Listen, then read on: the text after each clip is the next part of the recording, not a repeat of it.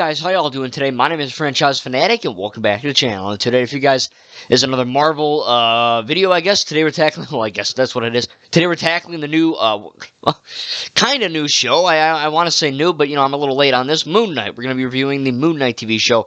You're going to be seeing some LEGO Marvel Superheroes 2 gameplay in the background. Me, of course, playing as Moon Knight, and, you know, probably other characters from non-Moon Knight things, because there's over, like, 250 characters. But I'm going to try to play as Moon Knight for a little bit, so enjoy that gameplay in the background. So, like I said, I was very late. Also, by the way, this is going to be a spoiler review. So if you have not seen Moon Knight, go freaking watch it, because holy crap.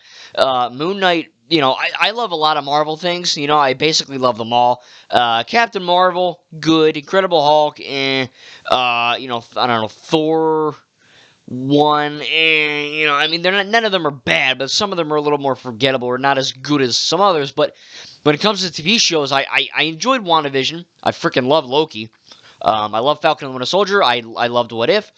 And, you know, I have not seen Miss Marvel yet either, but I finally got to watching Moon Knight, of course, and let me just say that it is by far my favorite MCU show, and also one of my favorite MCU projects ever. I think that Oscar Isaac is what Adam Driver was to the sequel trilogy in Star Wars, right? So every single actor in the sequel trilogy was flawless. Everyone was fantastic in that trilogy. But Adam Driver, Kylo Ren, Ben Solo was the best. Not character, I'm just saying his acting ability was the best. Even though Kylo Ren's character is effing awesome. I also think that Oscar Isaac is great as Poe. And literally the first thing I thought after finishing the show was, we need a Poe Dameron show, because Oscar Isaac is a fantastic actor. I have not seen Ex Machina or anything else that he's been in. I just, you know, saw the sequels.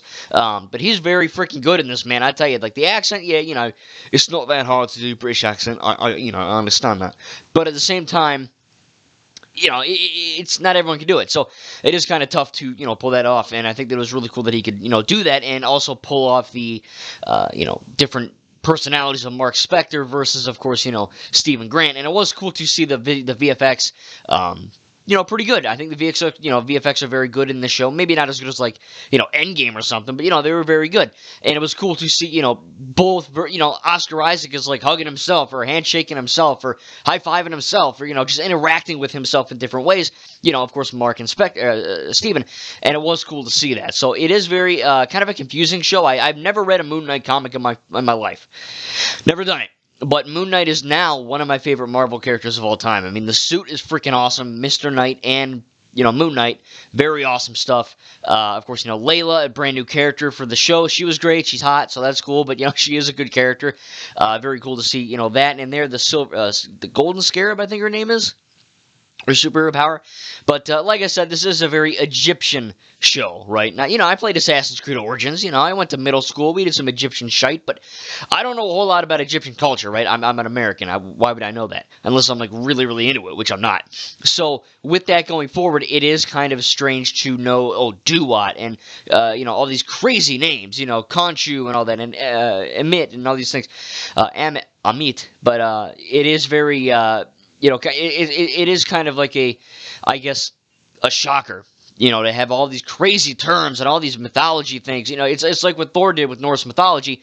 They're doing it with Egyptian mythology, and I love it. You know, it's fun, but at the same time, it is a bit of a confusing show at times. I understand it now. You know, I'm not an idiot, but, you know, essentially, Mark Spector, you know, not Lettuce, but, you know, he was a kid, he didn't know any better. His brother died, and then his mom blamed it on him, and then he had some mental problems, of course, he was born with them, and then he, you know, got kind of developed an alternate reality, you know, a kind of split personality, if you would, you know, say to, of course, Stephen Grant, to kind of get away from that abusive mom. What a bitch. And then we also see, you know, there's a lot of really cool things with, you know, Jake Lockley in the end, but I was a little confused, you know, I'm like, wait a minute, how is he there? And, you know, now I get it, I just explained it, but, you know, what's the freaking mental hospital? You know, what is this, Joker? You know, what's going on here? And then, of course, you know, now I know that it's all in Mark's head, you know, all that, and the reason why I was like, why is Dr. Harrow in the end with, like, bloody feet, like the freaking nurse and Joker? And I read, of course, that it's because in the beginning of the show, one of the first shots in the entire show is Arthur Harrow putting the, you know, glass in his sandals, feet, whatever, to, for obvious reasons in the show, to, you know, kind of repent for what he's doing, but also to balance the scales. We also see that, you know, that's why his feet are bleeding, because that whole mental, you know, hospital thing is essentially, you know, what Mark is seeing while he's in his mind, I guess, and that's just what he's prescribing as like afterlife for himself, so to speak. So it is very metaphorical. It is very, it's not figurative. It's kind of more out there in terms of thinking, and I think, the MCU is not for children, but, if a child were to see this, they would not get it at all. In fact, half the freaking adults don't get it. Of course, the MCU is for teenagers and up, not little babies. So I hope the teenagers watching and the adults watching can understand, like me. But it did take, one or two Google searches and one or two YouTube videos. I'm not gonna lie, because it is kind of insane with the information, right? It's not like, oh, Falcon and the Winter Soldier, where it's just you watch it. It's not like, oh, we're Loki, where it very much is a show where you need to, kind of think about things a lot, which is good. But again, it kind of left me like, wait, why is the feet? Oh, the feet are bleeding because it's Mark seeing, stuff from the real life is kind of blending into his subconscious, so to speak. It's very much like Joker in a sense. I mean, split personality. I don't have it. I don't know anyone that does have it. But at the same time, I heard people who, doctors and stuff, they're saying, oh, it's dramatized, of course, right? It's a freaking Marvel show. I'm sure that's out there where, like I could think I'm, franchise fanatic, and then my other personality could be, oh, I'm Camaro's Not Coffee, or I'm freaking Mess Yourself, or, something like that. And you kind of blend into that other, role. And it was kind of cool to see that represented in the show, even though it's not really how that happens, I would imagine. But it is still kind of cool. It's like a Marvel, spin on it. But I enjoyed it for sure, man. I mean, the action scenes were awesome. The acting was awesome. The writing was great. The villain, Arthur Harrow, was one of the best MCU villains, period. Such a good and, kind of... I don't want to say climactic villain, but he was a villain that you can kind of relate to, not in the sense that, oh, I'm going to kill everyone, but you know what I mean. It's not like, oh, it's freaking Andy Serkis and he's bitching about goldfish, what I mean, like, or cuttlefish, whatever. You can actually understand where this guy is coming from, to a degree, of course, I'm not insane, but, I mean, that's all I can say on that, but I do think that it is really cool to see a cool villain. See the gods and monsters, see Khonshu and Amit and all these crazy, the hippo lady, lots of really awesome stuff. If there's an Egyptian viewer watching or an Egyptian philosopher or study, I'm going to sound like a total freaking idiot, but what are you going to do? But I do, I do enjoy, like I said, I played Assassin's Creed Origins and I love this show, so I like Egyptian culture. It is fascinating, and to see that being represented in Marvel is pretty awesome to see. Like I said, man, everything worked for sure. I mean, this is my favorite Marvel show ever, and it's also one of my favorite Marvel just pieces of the MCU ever. I mean, it's awesome. I didn't expect it to be this good, but everything works, man. It was the funniest, not the funniest, but it was funny in a way that, a lot of the Marvel movies have this tendency of being like, oh, funny, make sure to laugh. Sometimes the Marvel movies are funny, but sometimes the Marvel movies also come across as they try to be funny when it doesn't work. Or they just really, really, really effing try to make you laugh, and you don't, and it's just freaking awkward. It's like Ninjago, what I mean? Ninjago has funny moments, but it's not a funny show. It's a mature, action drama show with a little bit of comedy sprinkled in there. And that's what Marvel is as well. But sometimes Marvel, like Ninjago, doesn't really pull it off too well. If you're going to do something serious, don't be like, oh, here's the funny movie, I mean, like I can make a whole video about Thor. Thor went from, like, stoic and serious to, like, stupid, bombastic, funny without any effing reason. He's just like, oh, yeah, I guess I'm the god of thunder, and I'm funny now. It's like, okay, that doesn't make sense, but okay. It's kind of the same thing with this, but thankfully everything, it does make sense, but with all that being said, though, I do think that having this style of filmmaking works with, the split personalities and going back to that, how everything just kind of works, which is really awesome. Like I said, CGI is great, acting is good, writing is good, the action scenes are freaking awesome, man. This is a brutal show. Lots of really awesome moments, lots of funny stuff as well, going back to the comedy. Like I said, everything's funny, and it's earned. Like, I actually laugh. And this show actually made me... Most Marvel movies don't have that many emotional things. Of course, Infinity War and Endgame did, but, if you're watching Thor Ragnarok or freaking, Captain America the Winter Soldier, there's not like a tear-jerking moment. I never really cried at anything Marvel ever. I didn't even cry at Endgame. Surprisingly, I didn't. But I didn't cry at this either, but I felt something that I didn't feel while watching, say, Thor 2 or Iron Man 2 or, whatever. Captain Marvel, Ant-Man 2. It's just... The Oscar Isaac's acting is so freaking good that it's like, one, give me a Poe Dameron show, and two, this guy's really good at, what he does. And, I'm not saying he's the best actor in the world, but in terms of Marvel, Captain America, Chris Evans, they're good actors and all that, but, a lot of the times the Marvel actors don't emotionally hit me that much. Captain America's like, Tony, we need to act, or and Iron Man's like, screw it, just random stuff like that, where it's just completely, they're good, but they kind of just do the same thing over and over. Like Captain America just kind of talks in a monotone voice, or Thor went from stupid to crazy, boring to funny, which again I don't like, but that is kind of an extreme.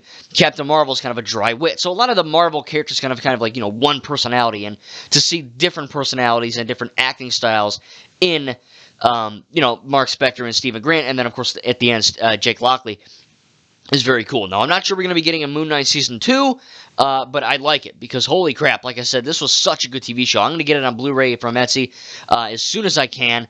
I just need that one, WandaVision, and Black Widow, and Eternals, and I think I have everything on Blu-ray or DVD, but man, what a good show, honestly. I mean, as far as negatives, I really don't have any. I mean, the acting was great.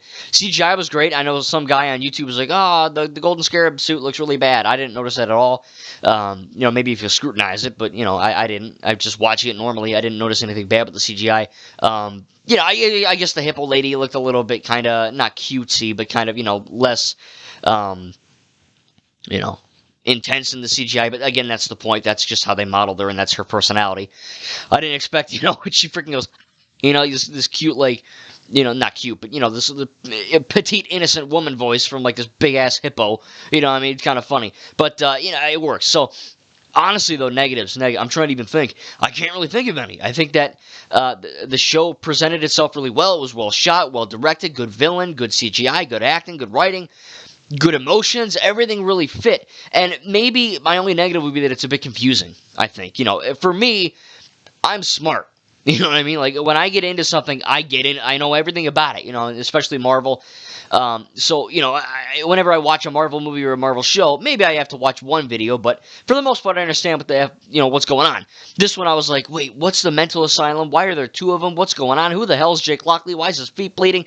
All this stuff is going through my mind, and now I understand it. But, when you're watching it, of course, if you're on episode 2 out of 6, you're going to be confused because you're not done with the show. So, watch the show, 1 through 6, and then assess it. And I did, and there were a few things I needed a little bit of, course correcting on, but I did enjoy it for the most part. In fact, I enjoyed it a lot. And again, my only really negative would be that it's a bit confusing. It's a lot to take in. It's a lot to think about. Most Marvel movies are almost like the prequel trilogy and the original trilogy of Star Wars, if you want to draw that comparison, where they're not for idiots, but they're more straightforward than, say, the sequel trilogy in Star Wars. You need to think. That's why a lot of fake fans and, quote-unquote fans hate it so much, because they don't like to apply logic and reasoning, a.k.a. they don't like to use their brains and think. And they get confused, and then when they get confused, they hate. That's just how idiots work in the world. Same thing with this, if you don't think about it, and you just write it off as, oh, I'm confused, F it, I don't care, this is boring, this is confusing, I don't know what's going on, I'm just going to check out. You need to stick with the show, it's like a From Software Dark Souls game, or like Elden Ring, It's going to be tough in the beginning, but you got to stick with it, and you're gonna succeed. Same type of thing here. Stick with the show. If you're confused, keep watching it all the way through. Maybe watch a few YouTube videos like I did, because it's really not that hard to understand once I think about it now. But while you're watching it, you're like, "Whoa, this is crazy." But anyway, I'm gonna leave it at that. I hope you guys enjoyed the Lego Marvel Superheroes 2 gameplay. Again, I'm probably gonna give from 0 to 10 Moon Knight. I have to give it at least a 9.5 or a 9.7. I mean, it's like an inch. A hair below a 10, just because it's a bit confusing while you're watching. And even after I finished it, I was still a little bit, you know what I mean? But I cannot wait for, more, openings of, hopefully season 2 or whatever. But what a good show, man. I cannot wait to get it on Blu-ray. It really blew my mind. I'm kind of mad I waited so freaking long to watch it. But, I am going to wait for Miss Marvel to finish. I believe there's 2 more episodes. Once the entire Miss Marvel shows out, and then I'm going to watch that one. So don't worry, it's coming. And I am sorry that the Moon Knight, this, review here took so long to make. But, man, with Disney, 3 weeks there, I missed a lot of that, and then, I had all this crazy crap to watch, too, so it was, it took a while, but I'm glad I got to watch it, and I am glad I, got to it, because, man, what a great show it is. Anyway, 9.5, we'll give that a 9.5, and again, if you have any, comments on Moon Knight, tell me in the comments down below without spoiling it. Of course, my one question to you, I guess, I don't know how this is going to work, but All right, forget it. If you want to do spoilers, do it because it's an older show. If you wanted to see it, you should have saw it. My one question, all right, I want someone to, I want someone to effing answer this in the comments because I'm confused. I want to see if you know. The very post-credit scene where Arthur Harrow's kind of jacked up in the wheelchair and Jake tosses him in the limo and shoots him in the head and the back, and then they drive off. That's in the real world, right? You know what I mean? Because like the hospital with Dr. Harrow and freaking Mark and Steven, that was all made up in Mark's head. That wasn't real. That was the only thing that wasn't real. Jake Lockley is a third personality, which is real, which I believe which is space real, which we have seen in further episodes of the show where Mark has like a weird different accent. It's not his or Steven's accent; it's a different one. So that's kind of cool that they kind of hint at it. But when they drive off in the daylight, is Arthur Harrow dead in the real world, or is he dead in like his crazy mind? You know what I mean? Please answer that in the comments. Only thing I'm still confused on, but still. 9.5 out of 10. Really enjoyed it. Again, if you guys know that answer, please tell me in the comments. Anyway, hope you guys enjoyed, and I cannot wait to watch Ms. Marvel when that's all out. Moon Knight, man, what a great show, and I cannot wait to get it on Blu-ray and rewatch it again. Thank you guys, and we'll see you in the next video.